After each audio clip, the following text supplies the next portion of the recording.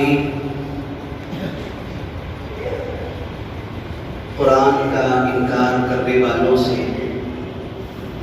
اللہ تبارک و تعالیٰ کا خطاب ہے کہ اگر تم اس کتاب کے نازل ہونے میں شک کرتے ہو جو ہم نے ہمارے بندے محمد صلی اللہ علیہ وسلم پر نازل کی ہے. محمد بھی انسان ہے، تم بھی انسان ہو. اگر وہ اپنی طرف سے ایسا کلام بنا کر پیش کر سکتے ہیں تو تم بھی ایسا کلام بنا کر لاؤ، تب تمہاری بات صحیح ہوگی کہ یہ کلام اللہ کی طرف سے نازل نہیں ہوا ہے، محمد نے خود بنا لیا ہے صلی اللہ علیہ وسلم. پھر اللہ تبارک و تعالیٰ نے فرمایا وَادْعُوا شُهَدَاءَكُم مِّن دُونِ اللَّهِ. اس کتاب کے بنانے میں، اس جیسی صورت بنانے میں تم جس کو چاہو مدد کے لیے بلا لو. شہداءکم کے دو معنی ہیں. شہداء شہید کی جمع ہے، اس کا معنی یہ ہوتا ہے حاضر. دنیا میں تمہارے جتنے حامی، مددگار، ناصر ہیں سب کو بلا لو. تم اکیلے نہیں بنا سکتے، تو جتنے تمہارے مددگار ہیں، حامی ہیں، سب کو جمع کر لو. بین الاقوامی کانفرنس کر لو. شہداء کا ایک ترجمہ یہ بھی کیا گیا ہے. کفار مکہ کہا کرتے تھے کہ ہم ان بتوں کو اس لیے پوجتے ہیں کہ یہ کل قیامت کے دن گواہی دیں گے، یہ ہمارے حق میں گواہی دیں گے. تو یہ کہا جا رہا ہے کہ انسانوں میں جتنے ہیں سب کو بلا لو. تمہارے خیال کے مطابق اللہ کو چھوڑ کر تمہارے جو خدا ہیں، معبود ہیں، ان کو بھی بلا لو. اور قرآن پاک کی چھوٹی سی سورت بسورتن کہا گیا، الف لام کے بغیر کہا گیا، جس کا معنی یہ آتا ہے کہ جو سورت تم بنانا چاہو چھوٹی سے چھوٹی سورت بنا کر لاؤ. ان کنتم صادقین، اگر تم اپنی بات میں سچے ہو.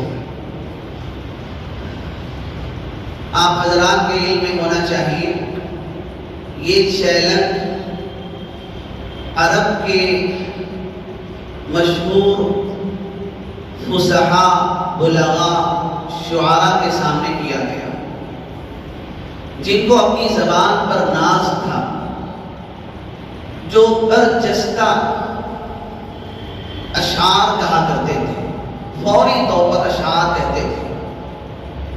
دو قوموں کے درمیان گفتگو ہوتی، اس قوم کا شاعر کھڑے ہو کر اپنی قوم کی فضیلت بیان کرتا تو فوری طور پر سامنے سے ایک شاعر کھڑے ہو کر اس کا جواب دیتا.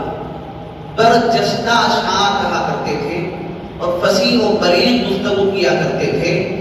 ان لوگوں سے خطاب کر کے کہا جا رہا ہے کہ تم زبان پر ناز کرتے ہو، بہت اچھی گفتگو کرتے ہو، بہت اچھے اشعار بناتے ہو، فوری طور سے بناتے ہو، تو تم اکیلے بنا نہیں سکتے تو پوری جماعت کو لے لو، پورے انسانوں کو جمع کر لو، اپنے معبودان باطل کو جمع کر لو اور اس جیسی کوئی ایک صورت بنا کر لاؤ. تاریخ میں کسی نے اس چیلنج کو قبول نہیں کیا، اور جیسے اس زمانے میں یہ چیلنج تھا، آج بھی قرآن پاک کا یہ چیلنج باقی ہے. یہ اس بات کی علامت ہے کہ یہ اللہ کا کلام ہے، محمد کا بنایا ہوا کلام نہیں ہے. اگر یہ انسان کا بنایا ہوا کلام ہوتا تو کوئی دوسرا انسان بھی بنا سکتا تھا. سب عاجز آ گئے اور سب نے قبول کر لیا کہ یہ ہمارے بس میں نہیں ہے. جنگیں لڑی، ایک نہیں کئی جنگیں لڑی، لیکن ایک چھوٹا سا چیلنج جو صاف لفظوں میں کیا گیا تھا، اس چیلنج کو کسی نے قبول نہیں کیا۔ اور آج بھی قرآن پاک کا یہ چیلنج ہے کہ دنیا کے لوگوں جو قرآن کا انکار کرتے ہو، اس جیسی کوئی ایک صورت بنا کر لاؤ۔ پہلے تو اللہ تبارک و تعالیٰ نے فرمایا کہ اس جیسا قرآن بنا کر لاؤ، پھر فرمایا 10 صورتیں بنا کر لاؤ، اور جب یہ بھی ان سے نہیں ہو سکا تو اللہ نے فرمایا کوئی چھوٹی سی صورت بنا کر لاؤ۔ کعبۃ اللہ کی دیوار میں جس کے اشعار بہترین ہوا کرتے تھے، وہ اشعار کعبۃ اللہ کی چوکھٹ پر لٹکائے جاتے تھے۔ 7 شعراء گزرے ہیں جن کے اشعار بہت اچھے تھے، بہت عمدہ تھے، تو وہ اشعار کعبۃ اللہ کی چوکھٹ پر لٹکائے گئے، جس کو 7 معلقات کہتے ہیں۔ اللہ تبارک و تعالیٰ نے جب سورہ کوثر نازل فرمائی تو یہ چھوٹی سی سورت اِنَّا أَعْطَيْنَاكَ الْكَوْثَرَ فَصَلِّ لِرَبِّكَ وَانْحَرْ إِنَّ شَانِئَكَ هُوَ الْأَبْتَرُ، یہ سورت لکھ کر کعبۃ اللہ کی چوکھٹ پر لٹکائی گئی۔ کوئی اس چھوٹی سی سورت جیسی سورت بنا کر لائے، چیلنج کیا گیا۔ زمانہ گزر گیا، کسی کو ہمت نہیں ہوئی۔ تاریخ میں آتا ہے 1-2 احمقوں نے جرأت بھی کی کہ اس چیلنج کو قبول کیا جائے۔ انہوں نے کچھ جملے بنائے، اور وہ جملے بنا کر جب اپنی قوم کو سنایا تو قوم خود ہنسنے لگی کہ تم کیسا کلام پیش کر رہے ہو، قرآن کہاں ہے اور تمہارا کلام کہاں ہے۔ ان کی قوم نے خود مذاق اڑایا تو پھر ان کی ہمت ٹوٹ گئی۔ قرآن پاک کی وہ چھوٹی سورت کعبۃ اللہ کی چھت پر چوکھٹ پر لٹکی رہی۔ زمانہ گزرا تو کسی نیک بخت شاعر نے لکھا ما ھذا قول البشر، یہ کسی انسان کا کلام نہیں ہے، یہ ما فوق البشر اللہ کا کلام ہے۔ بزرگان گرامی، آگے کی آیت میں اللہ تبارک و تعالیٰ نے تنبیہ فرمائی ہے فَإِن لَمْ تَفْعَلُوا، اگر تم ایسی کوئی صورت بنا کر نہیں لا سکتے، وَلَمْ تَفْعَلُوا، اور تمہارے بس میں بھی نہیں ہے کہ ایسا کلام پیش کر سکو، تو پھر تمہیں قرآن کا انکار کرتے ہوئے ڈرنا چاہیے جہنم کی اس آگ سے جس کا ایندھن انسان اور پتھر ہے۔ مفسرین اکرام نے یہاں لکھا ہے کہ جہنم میں انسانوں کو ڈالا جائے گا جو نافرمان ہیں، اللہ کے کلام کا انکار کرتے ہیں، منکر ہیں، ان کو ڈالا جائے گا، لیکن پتھروں کو کیوں ڈالا جائے گا؟ یہاں یہ کیوں کہا جا رہا ہے کہ انسان اور پتھر اس آگ کا ایندھن بنیں گے۔ اللہ تبارک و تعالی پتھروں کو جہنم کی آگ کا ایندھن بنا کر یہ بتانا چاہیں گے کہ تم ان پتھروں کو مورتی بنا کر پوجتے تھے، خدا بنا کر پوجتے تھے، جن کے سامنے نظریں پیش کرتے تھے، سجدہ کیا کرتے تھے، منتیں مانگتے تھے۔ آج دیکھو کہ وہ بھی بے بس پڑے ہوئے ہیں اور تمہیں بھی ایندھن بنایا جا رہا ہے اور ان پتھروں کو بھی ایندھن بنایا جا رہا ہے۔ اس میں اس بات کی طرف بھی اشارہ ہے کہ لکڑی جب ایندھن بنتی ہے تو وہ گرم ہوتی ہے، لیکن جب پتھر ایندھن بنتا ہے تو بہت زیادہ سخت ہو جاتا ہے اور اس کی گرمی اور شدت بڑھ جاتی ہے۔ تو اللہ تبارک و تعالیٰ یہ بتانا چاہتے ہیں کہ جہنم کی آگ کا ایندھن انسانوں اور پتھروں کو بنایا جائے گا، اور یہ تیار کی گئی ہے انکار کرنے والوں کے لیے۔ حاضرین، آپ حضرات کے علم میں ہوگا کہ ہم نے جب تفسیر کا سلسلہ شروع کیا تھا تو پہلی 2 آیتوں میں اللہ تبارک و تعالیٰ نے توحید کا تذکرہ فرمایا تھا اور یہ حکم دیا تھا اے انسانوں تم اپنے رب کی عبادت کرو جس نے تمہیں اور تم سے پہلے لوگوں کو پیدا کیا ہے، جس نے زمین کو فرش بنایا، آسمان کو چھت بنایا اور پانی برسا کر تمہارے لیے پھلوں سے رزق پیدا فرمایا اور تاکہ تم پرہیزگار متقی بن جاؤ۔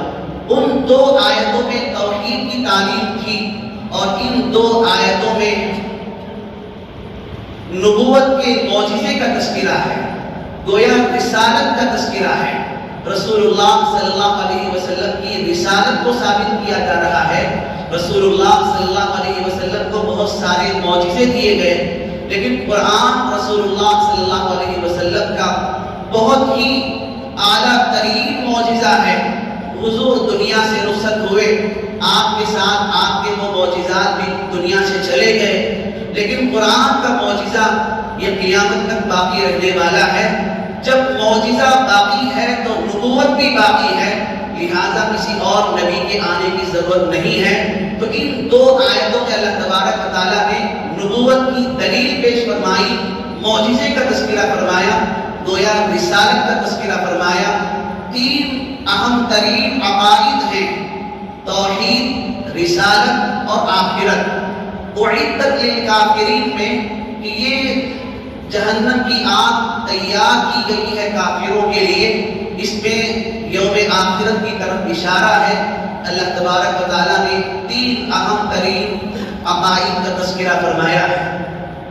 قرآن پاک کی ان دو آیتوں سے امت مسلمہ کو یہ نصیحت دی جا رہی ہے کہ اللہ کا یہ پیغام تمہاری جاگیر نہیں، بلکہ یہ پیغام اللہ کے بندوں تک پہنچانا تمہاری ذمہ داری ہے۔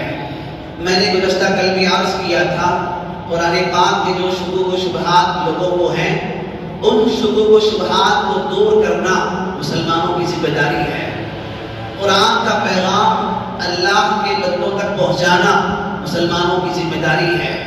اس وقت بہت تیزی سے زہر پھیلایا جا رہا ہے، نفرت کا زہر پھیلایا جا رہا ہے، اسلام کو بدنام کرنے کی کوشش کی جا رہی ہے، مساجد سے لوگوں کو دور کرنے کی کوشش کی جا رہی ہے، نفرت کو پھیلانے والے پھیلا رہے ہیں۔ ہم محبت کا پیغام پھیلانے کے لیے کیا کر رہے ہیں؟ وہ لوگ اپنا کام کر رہے ہیں یا مسلمان اپنا کام انجام دے رہے ہیں؟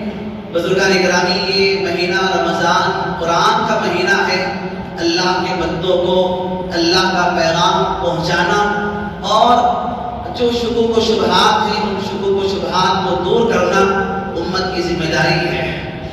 میں یہ سمجھتا ہوں کہ عید کے موقع پر ہر صاحب ایمان گھر میں جو میٹھا بنتا ہے، سویاں بنتی ہیں، ہمارے غیر مسلم برادران وطن بہت سے ایسے ہیں جو مسلمانوں سے تعلق رکھتے ہیں، اٹھنا بیٹھنا ہے، ملنا جلنا ہے، بات چیت ہے، محبت ہے، ابھی ان کے ذہنوں میں زہر اترا ہوا نہیں ہے۔ ان سے ہمارے تعلقات مضبوط بنائیں۔ ایک کٹورا آپ ڈبہ بنائیے اور اپنے جان پہچان والوں کو تقسیم کیجئے، اور ساتھ میں چھوٹی سی کتاب قرآن کا ترجمہ ہو، کسی سورت کا ترجمہ ہو، وہ کتاب بھی تحفے میں دیجئے، کہیے کہ ہم چاہتے ہیں کہ اسلام کے بارے میں آپ کو جو شکوک و شبہات ہیں وہ دور ہو سکے اور آپ اسلام کو سمجھنے کی کوشش کر سکیں۔ بہت بہتر ہے قرآن پاک کا نسخہ دینے کی کوشش کریں، اور یہ رمضان کا مہینہ لوگوں کو قریب کرنے کے لیے بڑا بہترین ذریعہ ہے۔ ہمارے ہاں افطار کی دعوت بھی ہوتی ہے، عام طور پر کہیں کہیں افطار پارٹی بھی ہوتی ہے، غیر مسلموں کو بلایا جاتا ہے، لیکن ساری کوشش اس بات پر ہوتی ہے کہ کیا کھلایا جائے، کس طرح بٹھایا جائے، کیا تیاریاں کی جائیں، کیا نظام بنایا جائے۔ میں یہ سمجھتا ہوں کہ افطار کا نظم سیدھا سادہ ہو اور ان کو بلایا جائے، جسمانی غذا سے زیادہ روحانی غذا پہنچانے کی کوشش کی جائے۔ ان کو یہ بتائیں کہ یہاں بڑا بھی اسی دسترخوان پر بیٹھا ہوا ہے جہاں ایک غریب بیٹھا ہوا ہے، اور سب ایک پروردگار کے سامنے ہاتھ اٹھا کر جھولی پھیلا کر دعائیں مانگ رہے ہیں، ذکر کر رہے ہیں، اپنی حاجتیں مانگ رہے ہیں، سب اس پروردگار کی طرف رجوع کر رہے ہیں۔ یہ جو نورانی ماحول بغیر کسی تکلف کے ہوتا ہے، بلا تصنع کے ہوتا ہے، وہ ماحول غیر مسلم برادران وطن کو دکھانے کی ضرورت ہے۔ اللہ پاک ہم کو عمل کی توفیق نصیب فرمائے۔ اللہ تعالیٰ امن کی، چین کی، سلامتی کی زندگی ہر صاحب ایمان کو نصیب فرمائے۔ جو ذمہ داریاں ایمان کی، اسلام کی ہم مسلمانوں پر عائد ہیں، اللہ ہمیں توفیق عطا فرمائے، قوت عطا فرمائے، صلاحیت عطا فرمائے کہ ہم اپنی ذمہ داریوں کو ادا کرنے کی کوشش کرنے والے بنے، ادا کرنے کے اللہ تبارک و تعالیٰ توفیق بھی نصیب فرمائے۔ وآخر دعوانا الحمدللہ۔